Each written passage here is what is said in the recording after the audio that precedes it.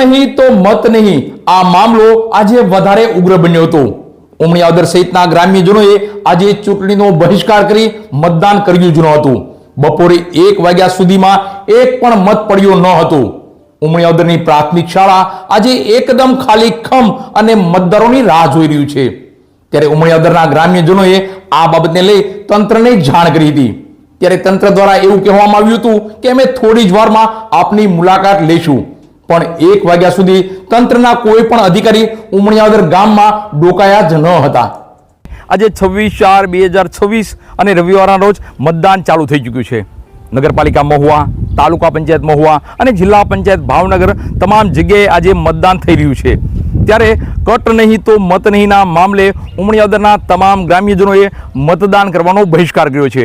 અત્યારે હું આવ્યો છું ઉમણિયાવદરની પ્રાથમિક શાળા ખાતે. અત્યારે 12:01 વાગી ચૂક્યો છે.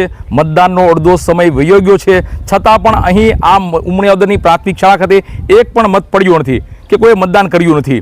ત્યારે આ લોકો જે મામલો છે તે કટ નહીં તો મત નહીં, ત્યાં હાઈવે પર કટ ન હોવાને કારણે આ લોકો ગ્રામ્યજનો, વિવિધ ગામના આગેવાનો, વિવિધ ગામના સરપંચીઓએ પણ એક આવેદનપત્ર આપ્યું હતું. ત્યારે સરકારના પ્રતિનિધિ, સાંસદ એવા ભરતભાઈ સુતરિયા અને ગુજરાત સરકારના પૂર્વ મંત્રી આરસી મકવાણા સહિતના લોકોએ ઉમણિયાવદર નજીકના હાઈવેની મુલાકાત પણ લીધી હતી અને ગ્રામ્યવાસીઓ ઉમણિયાવદરના અને વિવિધ આગેવાનોને સાંભળ્યા પણ હતા. અને 24 જ કલાકમાં અહીં હાઈવે પર કટ પાડી દેવામાં આવી હતી. પણ આ કટ યોગ્ય છે નહીં અને આ કટ છે તે હાઈવેનો અકસ્માત નોતરી રહી છે તેવું પણ ગ્રામ્યવાસીઓને લાગી રહ્યું છે. ત્યારે આ ગ્રામ્યવાસીઓએ આજે મતદાન છે ત્યારે મતદાન ન કરી અને મતદાન અને ચૂંટણીનો બહિષ્કાર કર્યો છે. ત્યારે જોઈએ આગલા દિવસોમાં શું થાય છે. અને ગ્રામ્યવાસીઓ એવું પણ કહી રહ્યા છે કે તંત્ર આ લોકોને સાંભળવા આવી રહ્યા છે. હાઈવે ઓથોરિટીવાળા જે અધિકારીઓ છે તે પણ અહીં ઉમણિયાવદર ખાતે આવી રહ્યા છે અને ગ્રામ્યવાસીઓને સાંભળવાના છે. ત્યારે જોઈએ શું થાય છે આગલા સમયમાં. મારું નામ ભરતભાઈ ડાભી. હું છેલ્લા 4 વર્ષથી ઉમણિયાવદર ગામ પંચાયતનો સરપંચ તરીકે સેવા આપું છું. અમારા ગામમાં છેલ્લા 4 વર્ષથી અમે લોકો અવારનવાર રજૂઆત કરી છે. ગામના લોકો બધાએ મળીને નેશનલ હાઈવે ઓથોરિટીને રજૂઆત કરી, કલેક્ટરશ્રીને રજૂઆત કરી છે, પણ આજ દિન સુધી અમને ઝીબ્રા ક્રોસિંગ આપવામાં આવેલ નથી. તો અમે ગામ લોકો સૌએ મળી અને એક નિર્ણય કર્યો છે કે જ્યાં સુધી અમને ઝીબ્રા ક્રોસિંગ નહીં આપવામાં આવે બંને સાઈડ, ત્યાં સુધી કોઈ વોટિંગ કરવા જશે નહીં. અને અત્યારે અડધો ટાઈમ ગયો છે, 12 સાડા 12 જેવું થઈ ગયો છે ટાઈમ, હજી એક પણ મતદાન થયું નથી. કટ નહીં તો મત નહીંનો મામલો વધારે ઉગ્ર બન્યો છે. ઉમણિયાવદર હાઈવે પર કટ પડાયા બાદ પણ યોગ્ય કટ પડી નથી, સંતોષજનક કામ થયું નથી.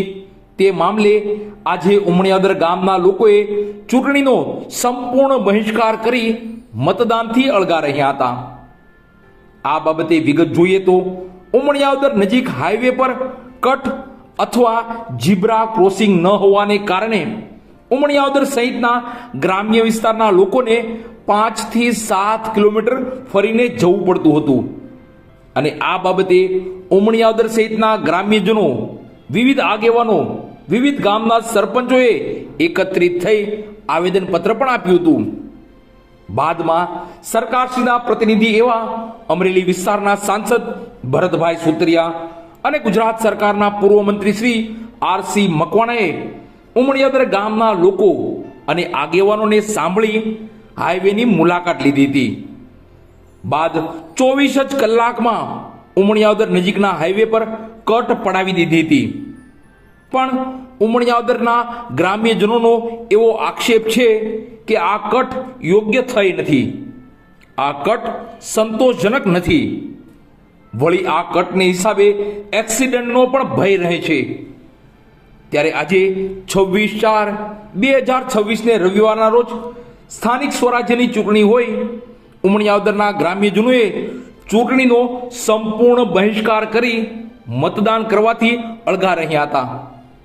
જોકે ચૂંટણીના બહિષ્કારને લઈ સરકારી અધિકારીઓ અને હાઈવે ઓથોરિટીના અધિકારીઓએ ઉમણિયાવદરના ગ્રામ્યજનોની મુલાકાત લઈ ચર્ચાઓ કરી હતી. પણ ટેલિફોનિક વાત દ્વારા ઉમણિયાવદર ગામના આગેવાનોએ જણાવ્યું હતું કે સંતોષજનક ચર્ચા થઈ નથી. એટલે ઉમણિયાવદરના તમામ ગ્રામ્યજનોએ ચૂંટણીના સમય પૂર્ણ થયા છતાં મતદાન કર્યું જ નથી. જોઈએ આગલા દિવસોમાં શું થાય છે આ બાબતે. મારું નામ મનુભાઈ સાવડા.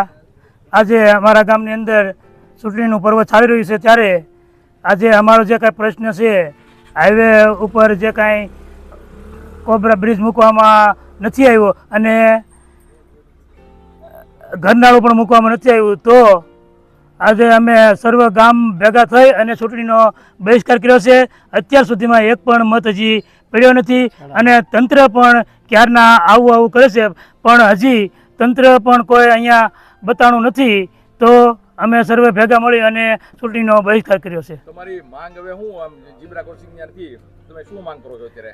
તો અત્યારે અમે એવી માંગ કરી છીએ કે હાઈવે ઓથોરિટીવાળા અમને આવી અને લેખિતમાં આપે કે અમે અહીંયા ઝીબ્રા ક્રોસિંગ અથવા તો ઘરનાળું કરી આપવા માટે અમે માંગણી કરીએ છીએ. અને તમને લેખિતમાં આપશે તો તમે પછી મતદાન આજના દિવસમાં કરશો?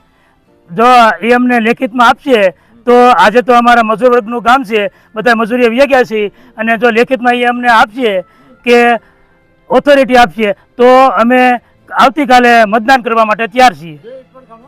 બંને બાજુ, બંને સાઈડ, મહુવાથી આવવા માટે અને અહીંથી જવા માટે બંને. હા, ઝીબ્રા ક્રોસિંગ બંને બાજુ.